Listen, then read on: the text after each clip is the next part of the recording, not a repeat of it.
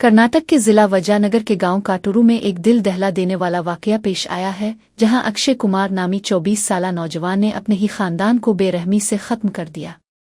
मुलजिम ने 27 जनवरी को अपनी 45 साला मां जयलक्ष्मी, 50 साला वालिद भीमराज और 17 साला छोटी बहन उम्रता को कत्ल करने के बाद उनकी लाशें घर के अंदर ही दफन कर दें ताकि किसी को कानो कान खबर ना हो। जुर्म छुपाने के लिए इसने खुद पुलिस स्टेशन जाकर झूठी शिकायत दर्ज कराई कि इसके घर वाले अचानक लापता हो गए हैं। ताहम तफ्तीश के दौरान इसके मशकूक रवैये ने पुलिस को चौंका दिया। जब पुलिस ने सख्ती से पूछगुछ की तो संदिल बेटे ने अपने जुर्म का एतराफ कर लिया और बताया कि इसने किस तरह इस हौलनाक वारदात को अंजाम दिया। पुलिस ने घर के अंदर से लाशें बरामद कर ली हैं और मुलजिम को गिरफ्तार करके इस लर्ज़ाखेज कत्ल के पीछे छुपे असल मुहर्रिकात और वजूहात जानने के लिए तफ्तीश शुरू कर दी है।